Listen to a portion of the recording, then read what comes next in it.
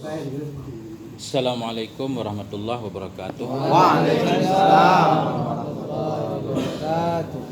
Bismillahirrahmanirrahim. Alhamdulillahil mun'imi ala ibadihi bidinihil qawimi wa syir'atih wa hadahum littiba'i sayyidil mursalin wa tamassuki bisunnatih wa asbagha alaihim min wasi'i fadlihi wa 'azimi rahmatih wa asyhadu an la ilaha illallah wahdahu la syarikalah lahu da'watul haqqi yukhrijul hayya minal mayt wa yukhrijul mayyita minal hayy yusabbihu lahul lailu idza as'as was subhu idza tanaffas wa asyhadu anna sayyidana Muhammadan abdullahi wa rasuluhu sayyidul mursalin wa qaidul ghurril muhajjalin ballagha risalah wa addal amanah wa nasahal ummah wa jahada fillahi haqqa jihadih wa salawatullahi wa salamuhu alaihi wa ala ali baitihi at-tayyibin at-tahirin wa ala azwajihi ummahatil mu'minin wa ala ashabihi wat tabi'in wa man tabi'ahum bi ihsanin ila yaumiddin wa sallama tasliman katsira amma ba'du. Allahumma 'allimna ma yanfa'una wanfa'na bima 'allamtana warzuqna ilman nafi'a amin ya rabbal alamin. Pertama-tama marilah sama-sama kita panjatkan puji dan syukur kita kehadirat Allah Subhanahu wa taala, di mana dengan rahmat dan kurnia Allah kita masih bisa berkumpul pada tempat yang mulia ini, pada malam yang berbahagia ini, dalam rangka pengajian rutin seperti biasa. Cuma berbarengan pada malam yang berbahagia ini kita memperingati Maulid Nabi besar Muhammad sallallahu alaihi wasallam. Salawat dan salam sama-sama kita sanjung sajikan keharibaan Nabi besar Muhammad sallallahu alaihi wasallam kepada keluarga dan sahabat beliau sekalian. Yang saya hormati yang pertama sekali kepada ketua kita bersama Bapak Haji Firdaus. Kemudian yang saya hormati kepada Abi kita bersama selaku Pak Gesi, ketua kita tempat tanya mengadu segala macam hal. Kemudian yang saya hormati juga kepada para ustadz semuanya dan kepada para sepuh daya Mandum, Tuhaput Tuhalapan Mandum. Kemudian yang Tuan hormati kepada Bandung, abang-abang, adik-adik yang berhadir pada malam yang berbahagia ini. Adapun judul pengajian kita pada malam ini yaitu Limadza nuhibbu nabiyana sallallahu alaihi wasallam. Kenapa kita harus mencintai Nabi kita Muhammad sallallahu alaihi wasallam? Jadi kalau bicara tentang cinta kepada Nabi, semua orang pasti punya jawaban masing-masing. Kalau kita bertanya kenapa sih kita harus cinta kepada Nabi? Mungkin setiap kita pasti punya jawaban. Mungkin salah satunya alasan yang menyebabkan kita memperingati Maulid pasti karena kita cinta kepada Nabi. Cuma masalahnya apa sih maksud cinta kepada Nabi? Jadi kita perlu mengetahui alasannya, karena seluruh kegiatan kita dalam kehidupan itu tak lepas daripada cinta. Ada sebagian orang yang mencintai hartanya misalkan. Kita tanya kenapa Anda mencintai harta Anda? Pasti ada jawaban tertentu dan setiap orang punya jawaban yang berbeda. Nah, sehingga dengan jawaban tersebut menguatkan dia makin rajin mencari harta tentunya. Ada juga orang yang mencintai kemasyhuran misalkan, mencintai pangkat dan jabatan. Kalau kita tanya limadza tuhibbu dzalik, kenapa Anda mencintai semua itu? Pasti mereka juga punya jawaban. Kenapa kita mencintai anak dan istri kita? Pasti ada alasannya.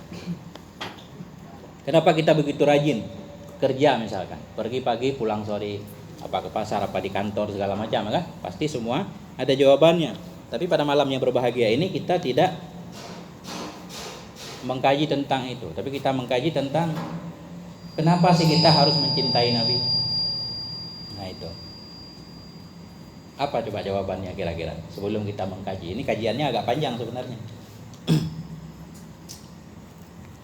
Kenapa kita harus mencintai Nabi? Karena dengan hadirnya Nabi kita bisa berkumpul seperti ini.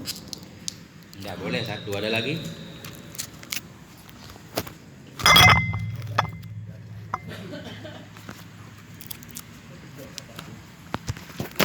Ada lagi mungkin jawaban yang lain?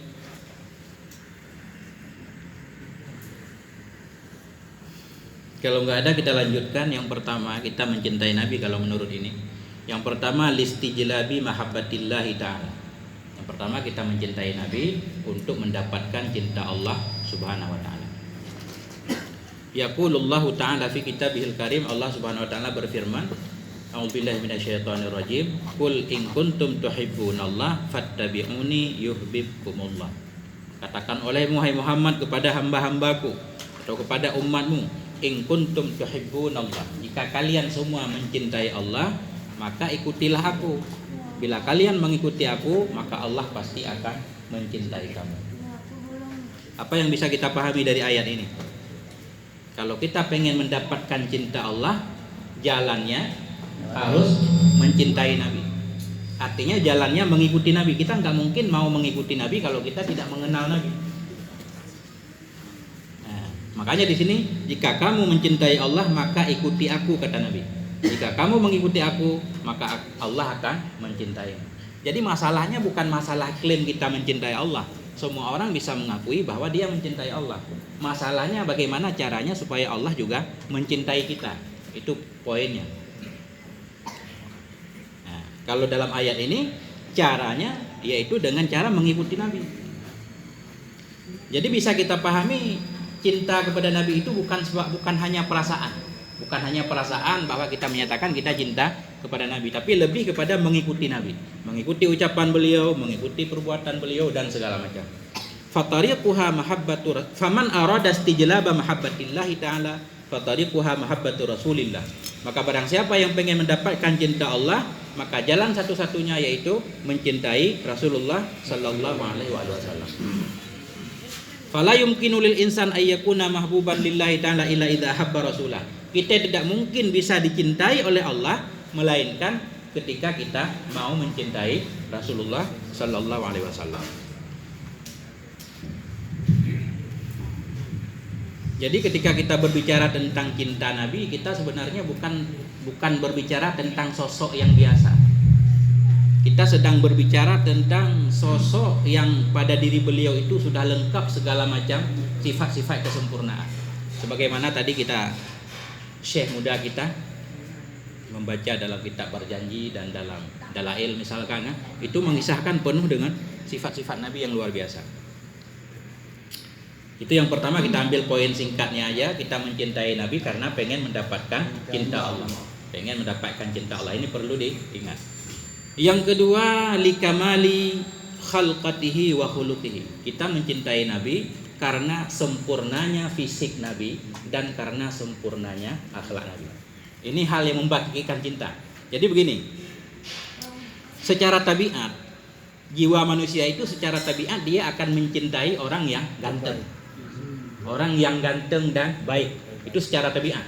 Baik kita kenal ataupun tidak, secara terpaksa jiwa kita pasti akan mencintainya. Contoh misalkan, kita kasih contoh satu, kita suka nonton film katakanlah, film India atau film apapun, ada aktor pemain ganteng kemudian baik, suka membela kebenaran, bla bla bla segala macam. Jadi kita padahal tidak mengenal dia, bukan saudara kita, bukan apa-apa, tapi semacam kita ada dukungan, ada idola. Kita semakin timbul rasa cinta, bahkan ada harapan ketika dia berperang, berkelahi segala macam, kita pengen selalu dia yang menang. Padahal kita bukan apa-apa. Itu secara tabiat manusia maksudnya. Ini bukan membandingkan antara Nabi dan lainnya. Secara tabiat seperti itu. Jadi ketika kita mendengar di ujung dunia ada orang yang baik segala macam, pasti secara mau tidak mau kita pasti akan sayang, jatuh cinta.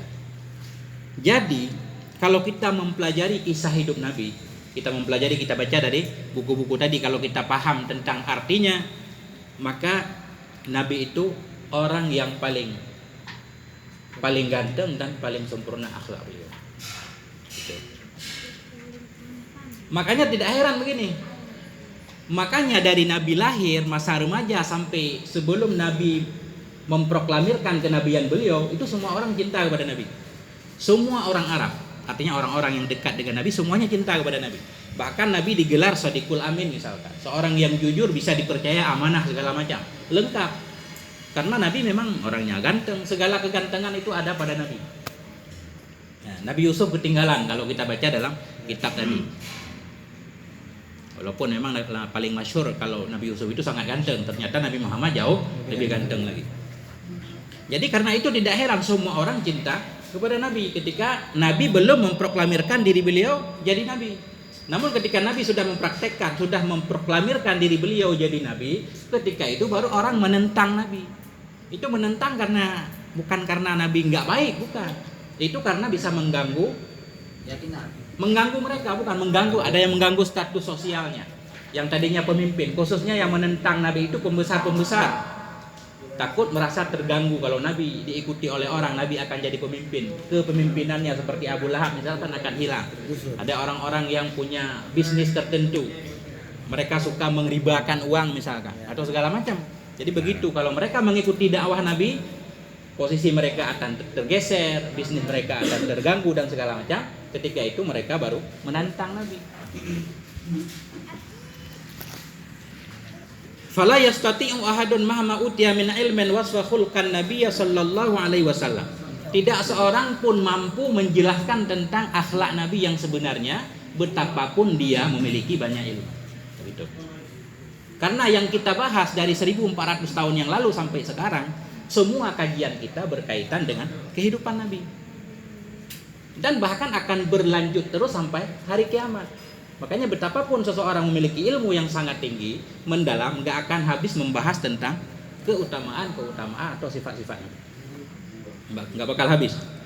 Karena itu, faqad tawallallahu ta'ala binafsihi bayana khulqin nabiy sallallahu alaihi wasallam. Karena itu Allah sendiri yang menjelaskan dalam Al-Quran tentang bagaimana akhlak Nabi. Karena orang lain tak mampu mengungkapkannya.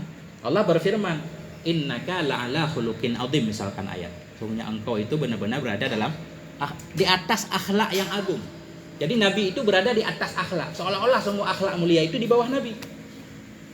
Nabi di atasnya. Kenapa Nabi bisa di atasnya? Karena setiap akhlak yang ada dalam Al-Quran, ketika Allah memerintahkan, itu Nabi yang pertama sekali mengamalkannya. Kemudian baru selanjutnya orang-orang, sahabat-sahabat di sekitar Nabi. Segala perintah, segala larangan, itu Nabi yang pertama sekali mempraktekkannya. Makanya Nabi itu istilahnya, kata Sayyidina Aisyah, karena khuluquhul Quran. Akhlak Nabi itu Al-Quran. Kita baca dari awal Quran, misalkan dari Al-Baqarah, dari Al-Fatihah sampai An-Nas, segala yang menunjukkan tentang akhlak itu Nabi pertama yang memilikinya.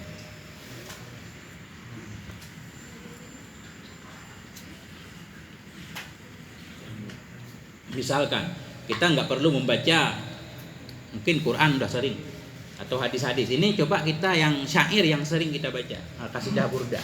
Itu ada sedikit beberapa bait yang menggambarkan tentang luar biasanya Nabi. Salah satunya saya baca, fahuwallazi tamma ma'nahu wa suratuhu summastafahu habibam bari'un nasami. Dianya Nabi itu alladzi tamma ma'nahu, orang sosok yang sempurna batinnya, wa suratuhu sempurna zahirnya. Summastafahu habibam bari'un nasami, kemudian Allah memilih beliau sebagai kekasihnya. Jadi kalau kita mengakui kita mencintai Allah, apakah Allah mencintai kita? Kita belum tahu, kecuali kita mau berbuat baik. Innallaha yuhibbul muhsinin, Allah mencintai orang berbuat baik. Kecuali kita mau bertobat, innallaha yuhibbut tawwabin. Kalau kita mau melakukan hal-hal yang begitu, insya Allah Allah akan mencintai kita. Tapi kalau Nabi ini memang orang yang dipilih oleh Allah untuk dicintai. Munazzahun an syarikin fi mahasinihi. Nabi itu bersih dari sekutu dalam kebagusan beliau. Sifat baik beliau nggak ada tandingannya, nggak ada yang menyamai. Itu arti munazzahun an syarikin fi mahasinihi. Fajauharul husni fihi ghairu munkasimi. Jadi inti kebagusan, inti keindahan dalam diri Nabi itu tidak terbagi.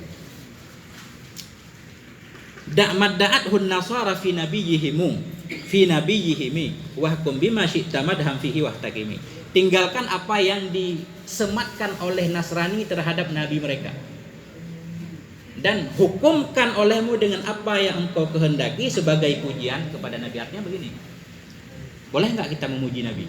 Kalau kata Syekh Al-Busairi, silakan Anda memuji Nabi sesuka Anda, selama Anda tidak menyematkan kepada diri Nabi Muhammad apa-apa yang disematkan oleh orang Nasrani terhadap Nabi mereka. Artinya mereka sampai menuhankan Nabi Isa karena beberapa kelebihan yang Nabi Isa miliki. Nah, itu yang dilarang. Tapi kalau masalah pujian yang lain, silakan Anda memuji Nabi. Wansub ila dzatihi ma syi'ta min syarafin wansub ila qadrihi ma syi'ta min idami. Jadi nisbatkan kepada zat Nabi itu kemuliaan apapun yang Anda inginkan.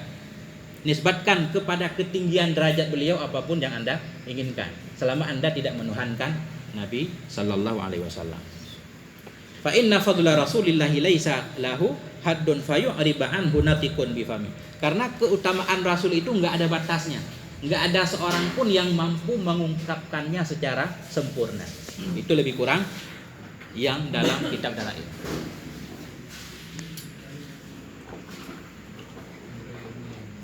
Kemudian yang ketiga, kenapa kita mencintai Nabi yang ketiga? Alasannya likamali nusihi li ummatihi. Karena sempurna nasihatnya Nabi ke umatnya. Apa sih arti nasihat? Jangan. Apa arti nasihat? Ya nasihat jangan. Kenapa sih kita suka memberi nasihat misalkan? Apa tujuan dari nasihat? Menyelamatkan. Untuk menyelamatkan. Biasanya seseorang memberi nasihat itu karena sayang dibalik. Peduli. Karena sayang, karena peduli, biar dia selamat. Jadi kita mencintai Nabi salah satu alasan selanjutnya likamali nuslihi li ummatihi, karena sempurna nasihatnya Nabi terhadap umat. Nabi itu luar biasa, benar-benar menginginkan kebaikan kepada umatnya. Umatnya dari masa Nabi sampai selanjutnya sebelum kiamat, Nabi menginginkan kebaikannya. Makanya wa afna umrahu da'watan wa nusuhan wa bayanan wa balagh. Karena itu Nabi telah menghabiskan seluruh umur beliau. Nabi menghabiskan seluruh umur beliau dalam dakwah, dalam memberi nasihat, dalam menjelaskan, dalam menyampaikan segala pesan-pesan Allah Subhanahu wa taala. Itu Nabi. Laulahu lahalakna wa mutna 'alal kufri wastahaqnal khuluda finnar. Jikalau bukan karena Nabi dibangkitkan oleh Allah, dijamin kita akan meninggal dalam kekafiran. Karena agama Islam nggak sampai kepada kita. Mungkin kita akan berhak mendapatkan keabadian dalam neraka. Itu kalau Nabi nggak dibangkitkan oleh Allah. Jadi bihi arafna tariqallah wa bihi arafna makaidas syaitan. Dengan sebab Nabi kita jadi mengenal jalan-jalan menuju Allah. Kita jadi tahu bagaimana jeratan-jeratan setan. Tentunya kalau kita mau mempelajarinya. Kalau kita mau mempelajari, insya Allah kita akan tahu. Nah. Jadi ma min thayyibin illa wa arsyadana ilaihi wa ma min khabisin illa wa nahana anhu. Jadi tidak ada satu kebaikan pun yang bisa menyelamatkan kita melainkan semuanya sudah Nabi jelaskan. Tidak ada satu keburukan pun yang bisa membahayakan kita melainkan Nabi semuanya sudah menjelaskannya. Cuma masalah kita tahu apa belum itu urusan lain. Nah, itu urusan lain. Tapi Nabi sudah menjelaskan semuanya. Nabi sudah membuat garis-garisnya. Hal-hal yang bisa menyelamatkan kita apa aja, hal-hal yang bisa membahayakan kita apa aja, semuanya sudah dijelaskan oleh Nabi. Nah, karena itu sepantasnya memang kita mencintai Nabi. Kemudian yang keempat, ini singkat-singkat aja, li'annahu ja'a bi khairi dinin. Kita mencintai Nabi karena Nabi datang membawa agama terbaik. Nabi datang membawa agama terbaik. Agama apa sih yang Nabi bawa? Li'annahu ja'a bi khairi dinin asasuhut tauhid. Kita tahu Nabi datang membawa agama Islam. Dan agama semua para nabi agama Islam, bukan hanya Nabi Muhammad agama Islam. Semua nabi agamanya agama Islam. Jadi agama yang Nabi bawa itu agama yang fondasinya tauhid, yaitu mengesahkan Allah. Enggak ada ceritanya dalam agama Islam menyembah hajar misalkan, menyembah batu atau menyembah bashar, menyembah manusia, enggak ada. Jadi justru Nabi diutus oleh Allah untuk memindahkan manusia dari tadinya menyembah hajar dan bashar, menyembah manusia, menyembah batu, patung berhala segala macam, diangkat untuk hanya menyembah Allah Subhanahu wa taala. Itu agama Islam, pondasinya tauhid. Kemudian pondasinya ikhlasul ibadah lillahil wahidil fardis samad. Pondasi agama Islam itu keikhlasan. Semua ibadah kita itu baru diterima oleh Allah berdasarkan harus ikhlas. Jadi Allah tidak pengen kita Allah disembah dengan cara terpaksa. Allah tidak suka. Nah, makanya ikhlas itu menjadi syarat terkabulnya amal. Kalau kata Syekh Athaillah Sakandari, segala amalan itu umpama patung. Segala amalan itu umpama patung. Ruhnya itu ikhlas. Ketika dalam amalan itu ada keikhlasan, baru amalan itu hidup. Artinya baru diterima oleh Allah Subhanahu wa taala.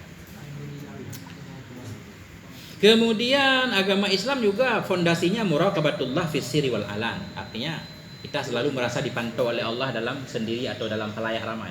Ini menjadi dasar yang penting banget bagi kita untuk bisa selamat dari melakukan keburukan dan berbagai macam.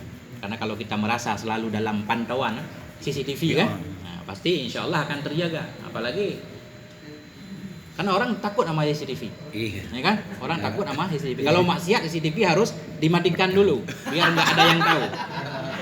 Jadi kalau kita menyadari bahwa Allah selalu memantau kita, artinya CCTV Allah nggak pernah padam, maka kita akan sangat hati-hati sekali.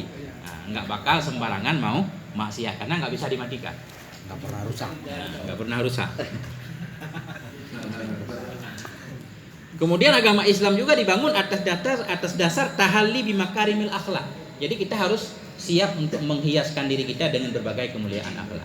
Bahkan sering kita dengar Nabi bersabda, innama bu'istu liutamima makarimal akhlak. Saya ini diutus untuk menyempurnakan akhlak yang mulia. Kemudian penting juga wa husnil muamalati wa itqanil amali wa talabil ilmi wa nashri. Agama Islam itu agama yang sangat menganjurkan supaya pergaulan kita baik dengan semua orang. Nah, itu semua juga sudah tahu. Kemudian mengajak kepada itqanil amal. Arti itqanil amal, apapun yang kita lakukan itu harus sempurna dan rapi. Pekerjaan kita boleh apapun, apa kita jadi tukang, apa jadi guru, apa segala macam, tapi kita harus menggunakan semaksimal mungkin yang kita bisa. Nah, itu baru kita layak dibayar. Itu arti itqanil amal. Enggak ada istilah pengkhianatan, penipuan dalam pekerjaan apapun yang kita lakukan. Kemudian agama Islam juga thalabil ilmi wa nashri, mengajak untuk mencari ilmu dan menyebarkan ilmu. Wa tatabukil aqwali ma'al af'al. Agama yang mengajarkan supaya ucapan dan perbuatan kita sesuai. Ini berat. Itu agama yang Rasul bawa. Supaya kita antara ucapan dan perbuatan kita sama, wa tahqiqil adli wal musawah, agama yang harus mempraktekkan keadilan dan persamaan.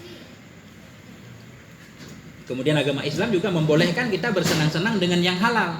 Jadi agama Islam enggak anti bersenang-senang selama kita bersenang-senang dengan yang halal. Ya. Jadi begini, kalau kita pengen tahu isi agama Islam secara ringkas, kalau kita pengen tahu isi agama Islam secara ringkas, kita bisa paham itu dalam diskusinya Ja'far bin Abi Thalib dengan Raja Najasyi. Jadi ketika awal-awal Nabi di Mekah, ketika Nabi sudah mulai memproklamirkan berdakwah secara terang-terangan, awal-awalnya yang banyak mengikuti agama Islam itu orang-orang yang lemah dari kalangan hamba saya misalkan. Tokoh-tokohnya nggak ada yang mau ikut. Jadi ketika itu orang kafir-kafir Quraisy sudah mulai nyata-nyata untuk menyiksa sebahagian sahabat-sahabat Nabi. Ketika itu Nabi menganjurkan sebahagian sahabat beliau untuk hijrah ke Habasyah, ke Ethiopia. Jadi ketika sebahagian ada sekitar 60 orang para sahabat Nabi yang lemah-lemah khususnya hijrah ke Ethiopia, kemudian para pembesar Quraisy itu mengirim utusan ke Ethiopia untuk membujuk raja supaya jangan memberikan suaka kepada orang-orang yang hijrah. Jadi mereka datang mengatakan, ini pemuda-pemuda ini telah mengacaukan agama, telah memutuskan silaturahmi gara-gara mereka membawa agama baru, menyebabkan orang tua putus hubungan dengan anaknya, antara paman dan ponakannya dan segala macam. Itu utusan Quraisy merayu Raja Najasyi. Jadi ketika itu Raja Najasyi tidak langsung mendengar, tapi Raja Najasyi justru bertanya kepada Ja'far tersebut. Ini saya bacakan. Benarkah apa yang dikatakan oleh utusan tersebut, kata Najasyi kepada Ja'far bin Abi Thalib. Jadi rombongan hijrah itu dipimpin oleh Sayyidina Ja'far. Ja'far itu abang sepupu Nabi. Jadi Ja'far berkata, ayyuhal malik, wahai tuan raja, kunna qauman ahla jahiliyah na'budul asnam. Dulu kami ini kaum jahiliyah, na'budul asnam, kami menyembah patung, na'kulul maitah, kami dulu makan bangkai, wa na'til fawahisha, kami dulu suka melakukan kekejian, berzina dan segala macam, wa naqta'ul arham, dulu kami suka memutuskan silaturahmi, wa nusi'ul jiwar, Dulu kami suka berbuat buruk kepada tetangga. Wa ya'kulul qawiyyu minnad dha'if. Yang kuat dari kami suka menelan, memakan yang lemah, sama seperti sekarang. Yang kuat suka memakan yang lemah. Fakunna ala dzalik hatta ba'asallahu ilaina rasulan na'rifu nasabahu wa sidqahu wa amanatahu wa afafahu. Kami senantiasa seperti itu tadi, melakukan keburukan-keburukan hingga Allah mengirim kepada kami seorang rasul yang kami mengenal nasabnya. Kami tahu beliau itu keturunan orang baik-baik. Kami tahu beliau itu seorang yang jujur. Kami tahu beliau itu seorang yang afaf, menjaga diri, terpelihara dari segala kekejian. Fada'ana ilallahi linuwahiduhu wa na'baduhu. Ketika itu rasul itu mengajak kami supaya kami mentauhidkan Allah, supaya kami menyembah Allah. Wa nakhla'u ma kunna na'budu wa aba'una, supaya kami meninggalkan sesembahan yang dulu kami sembah, supaya kami meninggalkan menyembah batu dan patung. Wa amarna bisidqil hadis, rasul itu menganjurkan kami untuk jujur bicara. Wa adail amanah, untuk melaksanakan, menunaikan amanah kepada yang punya. Wasilatir rahim, rasul itu mengajak kami untuk bersilaturahim. Ini perlu diingat, ini poin-poin dakwah yang Nabi bawa ketika itu, bahkan berlaku sampai sekarang. Rasul itu memerintahkan kami untuk jujur bicara, untuk menunaikan amanah kepada yang berhak, untuk silaturahim, husnul jiwar, untuk berbuat baik kepada tetangga, wal kaffi anil maharim, menganjurkan kami untuk menahan diri dari yang haram, wad dima, dari menumpahkan darah, wa nahana anil fawahis, rasul itu melarang kami dari kekejian, wa qauliz zur, dari berkata palsu, dari bersaksi palsu, wa akli malil yatim, melarang kami dari makan harta anak yatim, wa qazfil muhsanah, melarang kami dari menuduh perempuan baik-baik, menuduh berzina. Dan rasul itu memerintahkan kami supaya kami hanya menyembah Allah saja, tidak menyekutukan dengannya sesuatu apapun. Wa amarna bis sholati waz zakati wasyam, rasul itu memerintahkan kami untuk puasa, untuk salat, untuk zakat. Fasaddaqnahu wa amanna bihi, ketika itu kami percaya kepada rasul tersebut dan kami beriman dengannya. Masalahnya wattaba'nahu ala ma ja'a bihi, dan kami ikuti apa yang rasul itu bawa. Fa'abadnallah, maka kami menyembah Allah, kami tidak menyekutukan Allah. Kemudian kami haramkan apa yang diharamkan kepada kami, kami halalkan apa yang dihalalkan kepada kami. Karena kami melakukan semua itu, fa'ada alaina qaumuna, maka kaum kami ketika itu, masyarakat Quraisy, jadi memusuhi kami. Mereka menyiksa kami,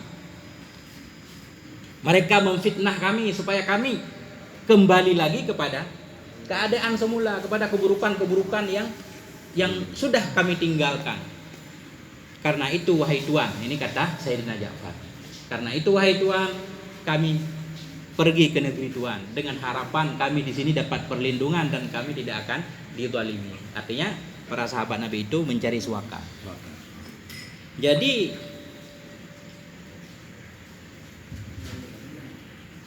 ketika itu Najasyi berkata, apakah engkau membawa sesuatu dari nabimu? Apakah kamu membawa sesuatu yang menceritakan tentang agamamu? Sayyidina Ja'far bilang.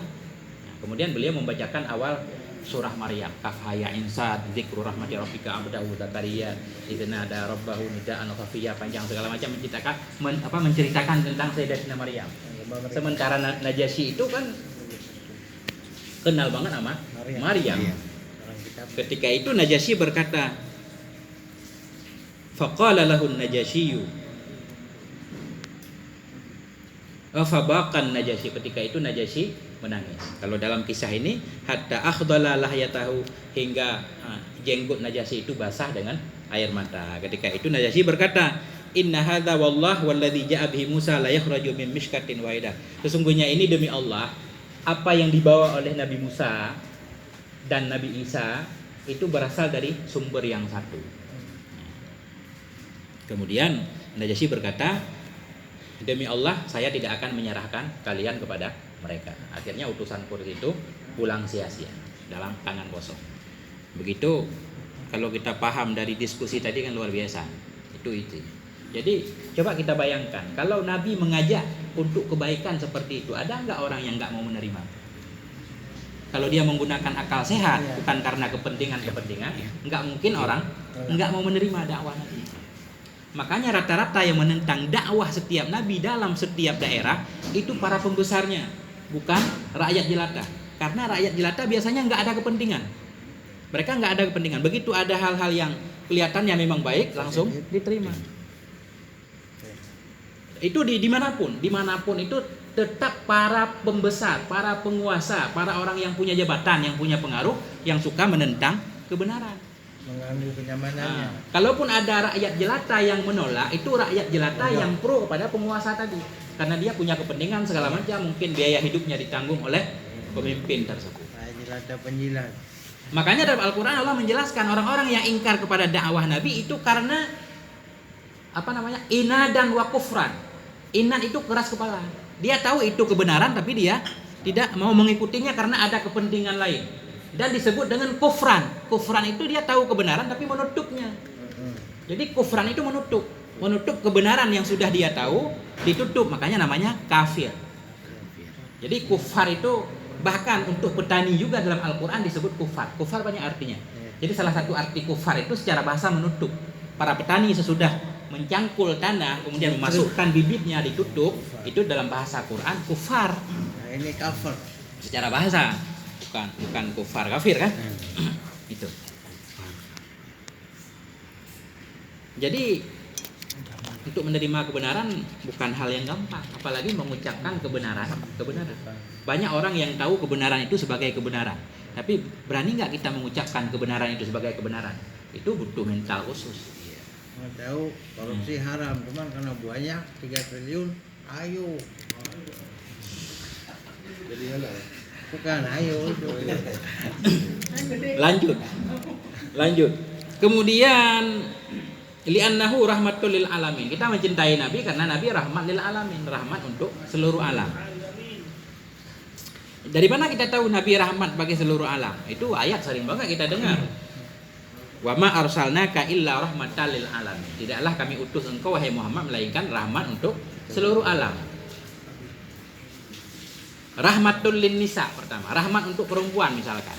Kalau dulu perempuan tidak dihargai. Cuma makanya seorang laki-laki itu kadang istrinya ya sesuka dia. Wanita enggak dinilai. Jadi begitu Nabi diutus oleh Allah menjadi rahmat bagi wanita, rahmatan lil atfal misalkan, rahmat untuk anak-anak juga. Dulu anak-anak dikuburkan hidup-hidup. Walaupun sekarang juga masih banyak, ya kan? Rahmat bagi orang yang lemah, rahmat bagi hewan, rahmat bagi siapapun jadi rahmat. Bahkan bagi musuh Nabi sekalipun, Nabi jadi rahmat. Kenapa bagi musuh Nabi jadi rahmat? Karena Nabi tidak pernah mendoakan keburukan untuk umatnya, untuk kaumnya. Banyak orang-orang di sekitar Nabi berkata, "Ya Rasulullah, ala tad'ullaha 'alal musyrikin." Mengapa engkau tidak mendoakan supaya orang musyrik itu hancur, binasa? Laqad darabuka wa azuka. Mereka telah memukul, menyiksamu, menyakitimu, segala macam. Kenapa? Nabi berkata, ada anak cucunya yang bisa dihukum. Jadi Nabi berkata begini, "Innallah lam yab'atsani la'anan, innama ba'atsani rahmatan muhda." Allah tidak mengutus saya sebagai orang yang melaknat, yang buat mencelakakan orang lain, tapi Allah mengutus saya sebagai rahmat.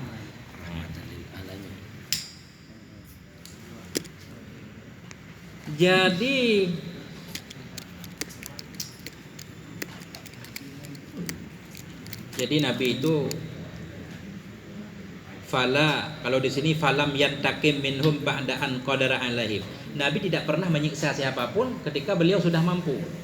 Kalau ketika belum mampu mungkin wajar, tapi ketika Nabi mampu, Nabi juga tidak akan menyiksa musuhnya. Ketika penaklukan Mekah misalkan, semuanya dibebaskan oleh Nabi.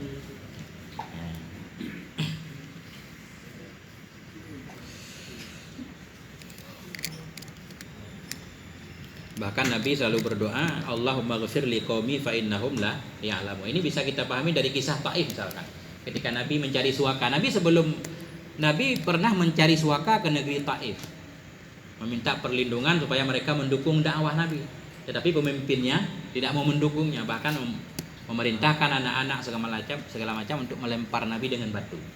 Sampai Nabi berdarah. Kan sering kita dengar cerita sampai datang malaikat bukit katanya kan, menawarkan bantuan. Tapi Nabi malah menolaknya. Nabi berkata, Allahumma ghfir li qaumi fa innahum qaumul la ya'lamun. Ya Allah, ampunilah kaumku karena mereka enggak paham. Begitu Nabi. Itu hadis diriwayatkan oleh Imam Bukhari.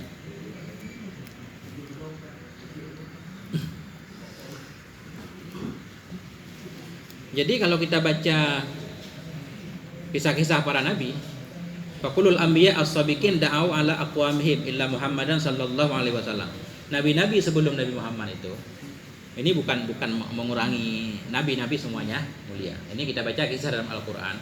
Banyak kisah-kisah nabi dalam Al-Qur'an, Allah menjelaskan bahwa mereka itu mendoakan kehancuran untuk kaumnya. Kecuali Nabi Muhammad.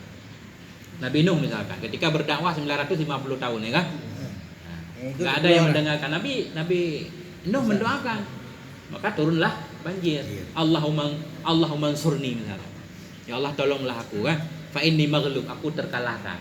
Kemudian Allah mengirimkan banjir. Ya. Nabi Nuh misalkan atau Nabi Musa, ya kan? Kisah-kisah Nabi semua menunjukkan mereka, karena kata Nabi begini, setiap Nabi itu punya satu doa yang makbul. Setiap Nabi itu punya doa yang makbul di sisi Allah. Kalau berdoa pasti dikabulkan.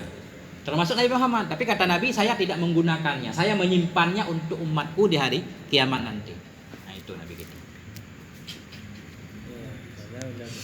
Likulli nabiyyin da'watun mustajabatun wa inni ikhtaba'tu da'wati syafa'atan li ummati. Ini kata Nabi. Bagi setiap nabi itu ada doa mustajabah. Aku menyimpan doaku ini untuk syafaat ke umatku. Akhrajahul Bukhari. Hadis riwayat Imam Bukhari.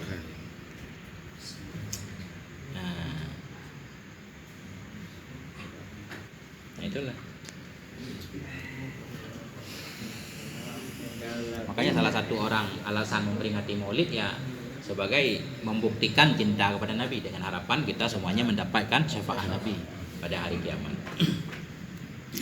Kemudian alasan selanjutnya, alasan nggak habis-habis ini.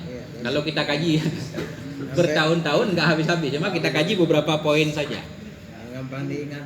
Kemudian alasannya karena begini, yuhsyarul mar'u ma'aman ahabba. Seseorang itu akan dikumpulkan bersama orang yang dicintainya. Nah, kalau kita cinta siapa?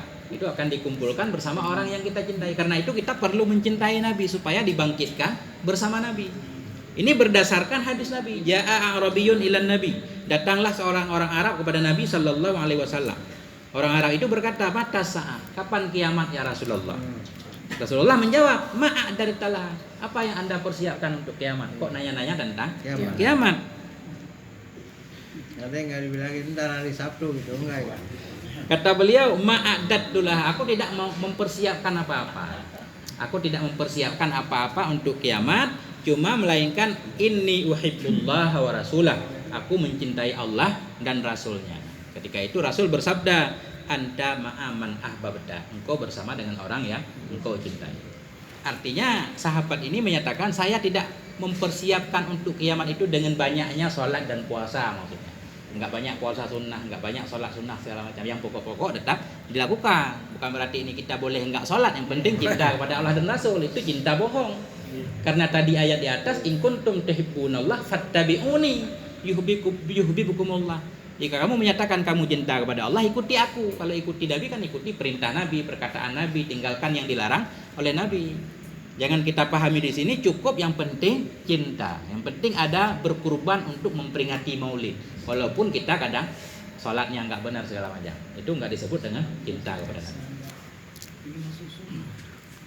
Karena seseorang yang mencintai seseorang saja, dia akan melakukan hal-hal yang disukai oleh yang dicintainya. Bahkan tindakannya sangat hati-hati. Jangan sampai melakukan sesuatu yang menyebabkan kekasihnya marah atau cemburu segala macam atau ini. Itu sangat hati-hati ya kan? Bahkan kita sangat hati-hati, nggak berani macam-macam. Takut nanti ada yang melihat ini itu sakit hatinya atau cemburu atau segala macam itu dengan sesama kita. Begitu juga Rasulullah Sallallahu Alaihi Wasallam. Ya. Anak muda tuh banyak. Idola Ronaldo, potong rambut kayak Ronaldo.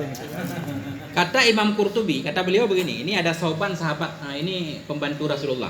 Karena Sauban maula Rasulullah sallallahu alaihi wasallam syadidal hubbi lahu qalila sabri anhu. Jadi Sauban ini beliau itu sangat cinta kepada Nabi, nggak bisa sabar. Sehari saja kalau nggak bertemu Nabi itu sedih. Jadi fa'atahu zata yaumin wa qad taghayyara launuhu. Sauban pada suatu hari datang menemui Nabi, wajah beliau berubah, pucat. Wajah beliau pucat berubah. Wa nahala jismuhu, kelihatan badan beliau agak kurus. Yu'rafu fi wajhil huzun. Jadi kelihatan pada wajah Sauban itu semacam ada kegundahan. Kemudian Nabi berkata, "Ma ghayyara launaka?" Apa yang menyebabkan wajahmu berubah, wahai Sauban? Sauban berkata, "Ya Rasulullah." Ya artinya aja. "Ya Rasulullah, ma bidurun wala waj'un." Aku tidak sedang dalam masalah, tidak sedang dalam sakit. Cuma masalahnya begini. Bila aku tidak melihatmu sehari saja, aku sangat rindu kepadamu. Aku merasa gundah gulana. Aku khawatir tidak bisa lagi menemuimu ya Rasulullah. Kemudian bila aku mengingat akhirat, aku khawatir aku nanti juga di akhirat tidak bisa melihatmu. Karena begini. Karena aku tahu, kata Sauban, li'anni araftu annaka turfa'u ma'an nabiyyin. Karena saya yakin benar dan saya tahu bahwa engkau itu akan ditinggikan derajat oleh Allah bersama para nabi. Sekalipun saya masuk surga, kata Sauban, sekalipun saya masuk surga, saya yakin kedudukan saya tidak akan bersamamu ya Rasulullah. Pasti tingkatan saya sangat rendah. Itu kalau saya masuk surga. Bila saya tidak masuk surga ya Rasulullah, maka saya tidak akan pernah lagi bisa bertemu denganmu. Itu Sauban mengadu kepada Rasulullah. Ketika itu Allah Subhanahu wa taala menurunkan, ini asbabun nuzul turun ayat ini. Kemudian Allah menurunkan firman-Nya, "Wa may yuti'illah wa rasul fa ulaika ma'al ladzina an'ama Allahu 'alaihim minan nabiyyin wasiddiqin wasyuhada'i wassalihin wa hasuna ulaika rafiqa." Ini ayat yang sering kita dengar. Barang siapa yang taat kepada Allah, yang taat kepada Rasul, maka mereka itu bersama orang-orang yang diberi nikmat oleh Allah, bersama para nabi, siddiqin, syuhada dan salihin. Ketika itu baru Sauban merasa tenang. Ternyata bisa bertemu di akhirat dengan Nabi kalau memang taat kepada Allah dan Rasul. Makanya kalau kita pengen bertemu Nabi, berarti caranya nggak ada cara lain, mengikuti Sauban ini, sahabat Sauban radhiyallahu anhu.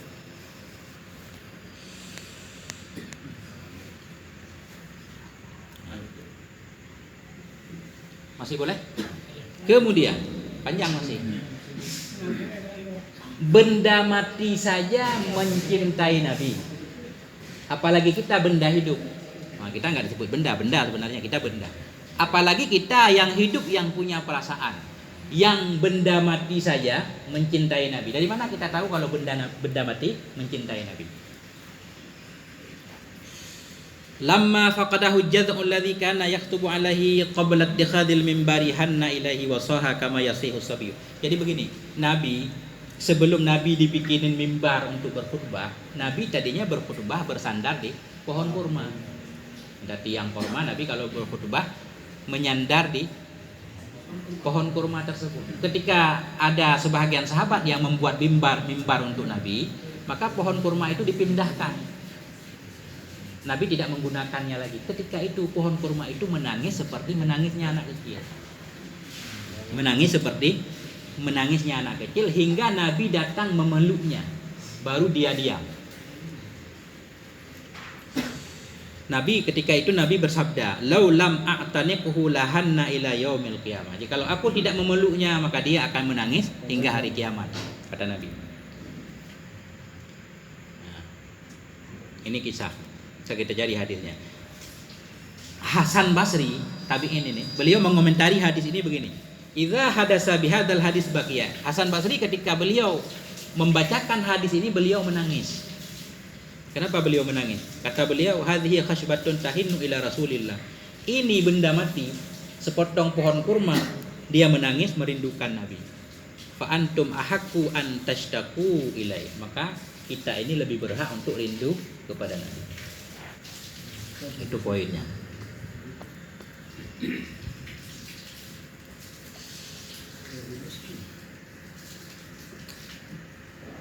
Kemudian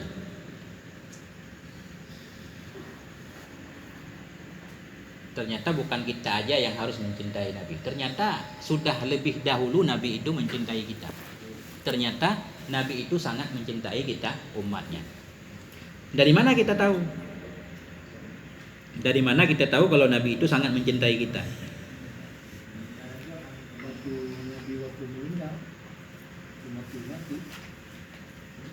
Ya, ummati. Di sini ada hadisnya begini.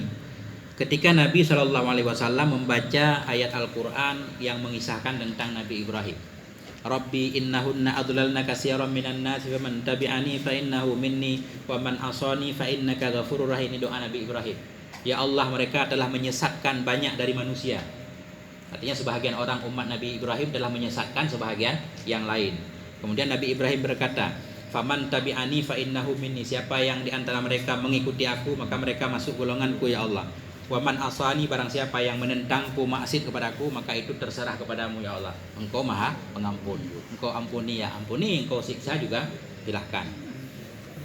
Kemudian Nabi Isa berkata dalam Al-Qur'an nih, in tu'adzibuhum fa innahum ibaduk wa in taghfir lahum fa innaka antal azizul hakim. Doa nabi-nabi yang lain nih. Ya Allah, jika engkau menyiksa mereka, maka mereka hambamu, terserah engkau. Jika engkau mengampuni mereka, engkau juga Maha Perkasa ya Allah. Jadi ketika Nabi membaca doa ini, Nabi Muhammad berkata, Allahumma ummati. Beliau mengangkat tangan beliau berkata, Allahumma ummati. Ya Allah, selamatlah umatku, selamatlah umatku. Itu antara lain alasan ketika Nabi membaca doa itu wabaka, Nabi menangis. Kemudian Allah mengutus Jibril kepada Nabi, wahai Jibril, coba engkau pergi kepada Muhammad, tanyakan kepadamu mayu bekika, apa yang menyebabkan engkau menangis ya Muhammad. Padahal Allah tentunya lebih tahu. Kemudian Jibril datang kepada Nabi, Jibril bertanya kepada Rasul memberitahukan bahwa Nabi mengkhawatirkan kita umatnya.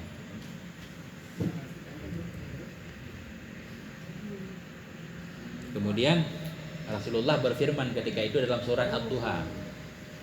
Gimana bunyinya? Saufa yu'tika rabbuka fatarda. Saufa yu'tika rabbuka fatarda. Tenang Muhammad, nanti Allah akan memberikan kepadamu supaya engkau ridha. Jadi Allah yang memberikan kepada Nabi supaya Nabi jadi ridha. Sebagian ulama menyatakan di situ adalah tentang syafaat. Nabi diberikan hak oleh Allah untuk memberikan syafaat kepada umatnya. Kembali kepada cerita di atas, untuk mendapatkan syafaat Nabi tidak cukup hanya dengan menyatakan cinta di mulut. Karena kalau cinta di mulut itu tidak berguna, sekarang pun tidak berguna. Ya kan? Itu katanya kan kalau cinta di mulut kan gombal. Iya. Nah, jadi cinta harus ada buktinya ya. Jadi gombal enggak berlaku. Untuk mendapatkan syafaat itu enggak cukup menggombali Nabi. Kemudian kenapa kita mencintai Nabi? Supaya kita tidak jadi orang fasik. Karena orang yang tidak mencintai Nabi orang fasik. Berarti mencintai Nabi hukumnya wajib. Ini panjang ayatnya. Qul in kana aba'ukum wa abna'ukum wa ikhwanukum wa azwajukum wa ashiratukum wa amwalukum wa amwalun iktaraftumuha. Katakan oleh Muhammad, ini Allah menyuruh Nabi untuk membacakan ayat ini kepada umat. Jika adalah bapak-bapakmu, anak-anakmu, saudara-saudaramu, istri-istrimu, keluargamu, harta-harta yang engkau cari, perdagangan yang engkau takut kerugiannya, tempat-tempat yang engkau tempati, jika semua itu lebih kamu cintai daripada Allah dan Rasulnya dan daripada berjuang di jalan Allah, maka tunggulah sehingga Allah menyelesaikan urusannya. Allah tidak akan memberi petunjuk kepada kaum yang fasik. Dari ayat ini para ulama memahami bahwa kalau cinta kita terhadap Allah dan Rasul di bawah cinta kita terhadap harta, anak, istri, dagang segala macam, kita masuk golongan orang fasik. Dari ayat ini para ulama menjelaskan bahwa ya kita mencintai Nabi supaya kita tidak masuk golongan orang fasik.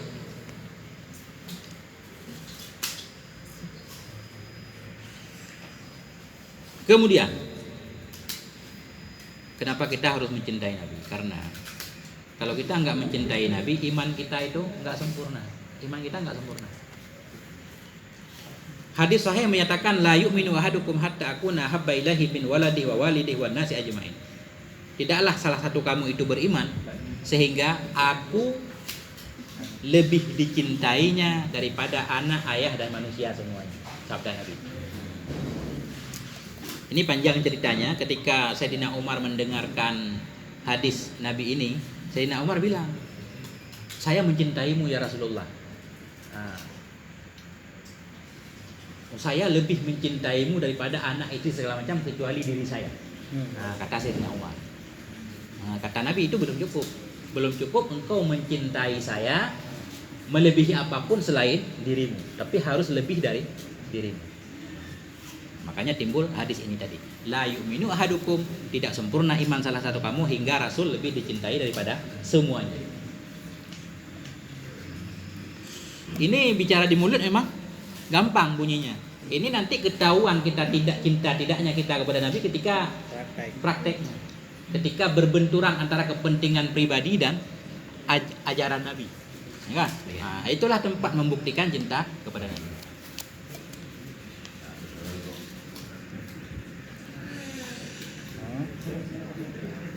Katailah ada cucu Nabi umpamanya ini butuh donor mata satu, berani nggak nyongkel mata kita buat dia? Ya kalau secara ada nggak berani ya. Ya udah berarti itu tadi. Itu maksudnya ajaran-ajaran yang disampaikan oleh Nabi. Iya. Cinta itu. Gimana? Maksudnya kita Mencintai Nabi, mencintai ajaran-ajaran yang dibawa oleh Nabi. Iya, masuk semuanya. Jadi mencintai Nabi maksudnya mengikuti Nabi. Bukan hanya mencintai karena fisik. Itu secara tabiat dari di atas. Secara tabiat kita cenderung untuk mencintai orang yang cantik, orang yang ganteng. Itu secara tabiat. Ya kan? Tapi yang dimaksud dengan cinta kepada Nabi, ittabi'uni yuhibbukumullah. Ikutilah aku. Apa makna kita mencintai seseorang bila setiap keinginannya kita tidak mengikutinya? Dia akan bilang itu cintamu palsu, bohong. Iya, misalkan kan mencintai Nabi. Melebihi. Jadi kalau Nabi puasa Senin Kamis, Ya. kalau kita nggak puasa Senin Kamis itu berarti Ya makanya para ulama itu masih ada toleransi. ya. Ya kan? Makanya hukum Islam dibagi 5. Jadi yang pokok-pokok kita bicara yang wajib dulu. Ya kan? Berarti kalau yang wajib udah itu. Jadi apa? mengikuti Nabi dengan mengikuti yang wajib-wajib, meninggalkan yang haram, Ya. itu sudah bisa dibilang cinta kepada Nabi.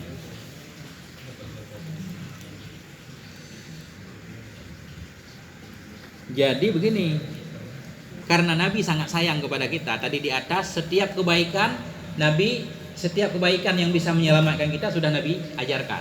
Setiap keburukan yang kira-kira bisa membahayakan kita sudah Nabi jelaskan. Nabi meminta kita, Nabi pengen kita selamat. Jadi Nabi meminta kita untuk membantu beliau supaya kita selamat. Nabi mengharapkan umatnya semuanya selamat. Cuma Nabi meminta, hendaklah kalian membantu diri kalian atau membantu saya supaya kalian bisa selamat juga. Nah, karena nggak bisa dengan Nabi berharap semuanya selamat, belum tentu semuanya selamat. Kita harus ada aksi juga. Antara lain Nabi menganjurkan supaya kita membentengi diri kita dari neraka dengan sedekah. Salah satu sabda Nabi berkata, ij'alu bainakum wa bainan nari hijaban walau bisyaqqi tamrah. Jadikanlah olehmu antara kamu dan di antara neraka sebagai penghalang, yaitu dengan cara bersedekah walau hanya sebiji korma. Jadi intinya Nabi meminta kita untuk rajin bersedekah, karena sedekah itu bisa menyelamatkan kita dari neraka. Itu salah satunya. Kemudian juga dengan berzikir. Nabi berkata, khudzu junnatakum minan nar. Ambillah olehmu akan benteng kamu dari neraka. Artinya kamu harus membuat satu benteng penghalang supaya kamu tidak terjerumus ke dalam neraka. Caranya bagaimana? Qulu, katakan olehmu subhanallah walhamdulillah wala ilaha illallah wallahu akbar. Fa innahunna ya'tina yaumal qiyamah muqaddimatun muaqqabatun mujannibatun wa hunnal baqiyatus shalihah. Karena kata Nabi, kalimat-kalimat tersebut subhanallah walhamdulillah wala ilaha illallah wallahu akbar, mereka akan datang pada hari kiamat sebagai pendahulu, sebagai amal soleh yang akan tersisa yang bisa menyelamatkan kita dari neraka. Kemudian yang ketiga, ini poinnya 3 aja.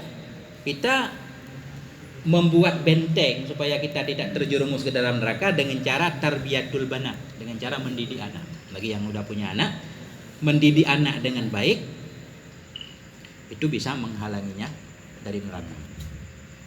mendidik anak. Lebih-lebih anak perempuan kalau di sini. Laisa ahadun min ummati ya'ulu salasa banatin aw salasa akhawatin. Tidak ada seorang pun dari umatku yang mereka punya 3 anak perempuan misalkan, atau 3 saudara perempuan, fayuhsinna ilaihinna. Kemudian orang itu berbuat baik kepada mereka, kepada anak-anaknya, memberikan pendidikan yang baik, menjaga dengan baik, illa kunna lahu sitran minan nar, melainkan itu bisa menjadi penghalang dari neraka.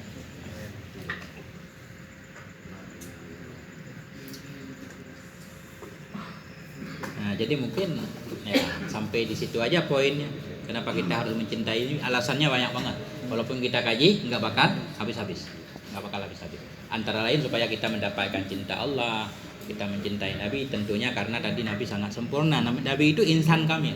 Kan sering kita dengar kitab insan kamil kalau di Aceh. Tapi kalau manusia yang kamil, insan kamil maksudnya Nabi Muhammad. Jadi beliau itu manusia yang sempurna, Al-Qur'an yang berjalan. Jadi makanya sering kita dengar kalau ayat Maulid, laqad kana lakum fi rasulillahi uswatun hasanah, ya kan? Jadi Rasulullah itu teladan. Siapapun kita sebagai orang tua bisa menjadikan Nabi sebagai teladan. Kita sebagai pemimpin juga Nabi bisa jadi teladan. Kita sebagai anak bisa. Kita sebagai suami bisa. Kita sebagai pemuda bisa. Siapapun kita layak menjadikan Nabi sebagai tokoh teladan. Dengan syarat kita harus mengkaji tentang sisi kehidupan Nabi. Dan sebagai pedagang Bisa, apapun profesi kita, Nabi pernah melakukannya. Katakanlah kita seorang tukang angon kambing misalkan, bukan onta, ya. Nabi bisa jadi teladan, apapun. Cuma masalahnya gini, kita nggak paham tentang kisah Nabi. Setiap hari kita baca maulid, tapi nggak tahu apa isinya maulid. Sebenarnya maulid itu, kitab maulid sangat banyak. Ada maulid berjanji, maulid dibaca, maulid lain-lain banyak banget. Jadi dalam kitab Majmu' tadi udah kumpulan tentang maulid-maulid. Itu menceritakan tentang kisah Nabi, akhlak Nabi, tentang bentuk fisik Nabi, segala macam lengkap. Tapi sayang kita nggak paham. Kemudian dalam maulid juga kita nggak sabar, nggak bisa baca sampai selesai. Itu rata-rata biasanya abtadiul imla bismizzatil aliyah tadi sampai paling lahir Nabi. Falamma wada'athu ummuhu, gimana? Falamma wada'athu ummuhu yatala'la'u, sampai lahir doang. Yatala'la'u sana. Nah, itu pas sampai lahirnya Nabi. Itu belum gede, Belum, itu baru lahir. Baru ketika falamma wada'athu ummuhu, ketika Nabi dilahirkan oleh ibu beliau, maka Nabi bersinar bercahaya dan segala macam, kan? Sampai di situ selesailah maulid kita. Jadi perilaku Nabi sehari-hari belum kita baca. Enggak, maksudnya sayang. Jadi kita harus ada usaha sendiri untuk membaca versi Indonesianya biar kita paham. Kita selalu setiap hari baca anta syamsun, anta badrun, anta nurun fauqan. Itu semuanya menceritakan tentang fisik Nabi. Anta badrun, engkau itu badar. Bisa. Nah, purnama. Wah. Hari. Bait sebelumnya gimana? Sebelum anta syamsun, anta badrun. Asyraqal badru alaina. Terbitlah badar kepada kami, faktafat minhul buduru, maka lenyaplah segala badar yang lain. Artinya ketika Nabi lahir muncul itu purnama nggak ada nilainya. Begitu perbandingannya. Kemudian baru bait selanjutnya anta syamsun anta badrun, engkau itu bulan purnama, engkau itu matahari, ya kan? Anta nurun fauqa nuri, engkau cahaya di atas cahaya, dan seterusnya panjang banget. Berarti bukti matahari Nabi nggak ada bayangan. Ada yang bilang begitu kan? Matahari kalah. Nah, tapi intinya kita lebih kepada mengkaji tentang akhlaknya Nabi. Karena kita tidak hidup di masa Nabi, ya kan? Berarti disitulah mengambil kita tafaunya bulan lo, tauron lo. Mungkin begitu, lebih kurang. Tapi yang lebih kepada kita mengikuti ajaran Nabi. Nah, karena dalam satu hadis Nabi menyatakan, Nabi apa? Saya lupa bunyi hadisnya, lebih kurang begini. Nabi menyatakan beliau sangat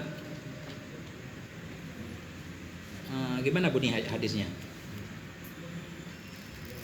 Intinya begini, ketika beliau berbicara tentang saudara Nabi. Jadi para sahabat bertanya, bukankah kami ini saudaramu ya Rasulullah? Bukan, kata Rasul. Engkau itu sahabatku, saudaraku itu orang yang beriman kepadaku di kemudian hari, tapi mereka tidak pernah bertemu denganku. Begitu artinya lebih kurang. Ya lafaznya lupa. Jadi kesimpulannya Salah satu tujuan kita memperingati Maulid tujuannya untuk menggali tentang sisi kehidupan Nabi itu. Untuk menggali tentang sisi kehidupan. Jadi penggalian tentang Nabi itu mahma utiya min ilmi. Betapapun seseorang memiliki sangat tinggi ilmu, tidak akan habis untuk dikaji. Makanya kita harus mengkaji terus. Jangan kita kaji yang itu doang lah. Pokoknya sisi segala macam sisi. Nah, harus banyak membaca. Kembali lagi kepada ajaran Nabi yaitu Iqra, bacalah. Karena membaca itu jendelanya dunia. Dengan membaca banyak hal yang kita ketahui. Nah, karena kita jauh dengan Nabi 1400 tahun. Kita baca karangan-karangan para ulama. Enggak bisa versi Arab, baca versi Indonesia, banyak kisah-kisah tentang kehidupan. Jangan sampai kita menetapkan kepada Nabi sesuatu yang bertentangan dengan akhlak Nabi. Itu namanya melecehkan Nabi. Nah, tapi kita harus membebaskan Nabi dari sifat-sifat buruk yang disematkan oleh orang lain.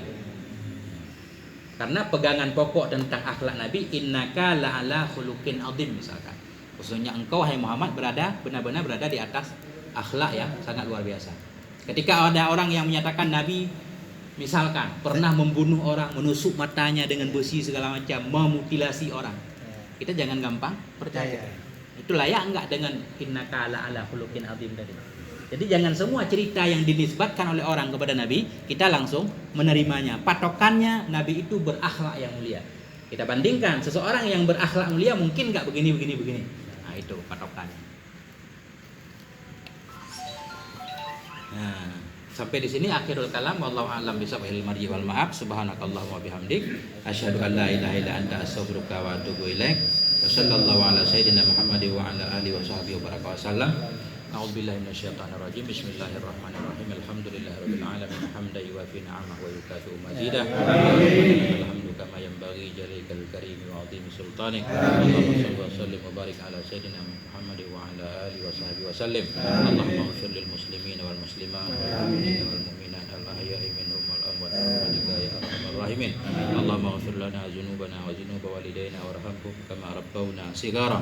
Allahumma arinal haqqa haqqan warzuqna ittiba'ah. Batila batila warzuqna ijtinabah. Allahumma ij'alna min ahli sunnati wal jamaah wa la taj'alna min ahli bid'ati wad dhalalah.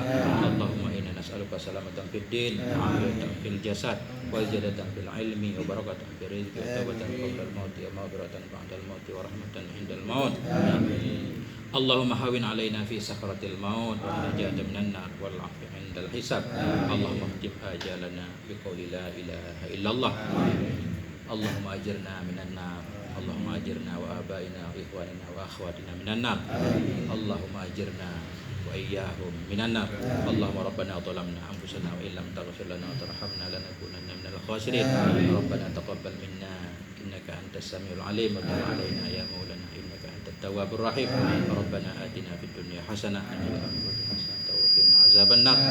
Allahumma 'allimna ma yanfa'una wanfa'na bima 'allamtana warzuqna ilman nafi'an. Wa sallallahu ala sayyidina Muhammad wa ala alihi wa sahbihi wa sallam. Subhana rabbika rabbil izzati amma yasifun wa salamun alal mursalin walhamdulillahi rabbil alamin. Sampai di sini wal afwa minkum, mohon maaf atas segala kekurangan. Terima kasih atas segala perhatian. Wassalamualaikum warahmatullahi wabarakatuh. Waalaikumsalam.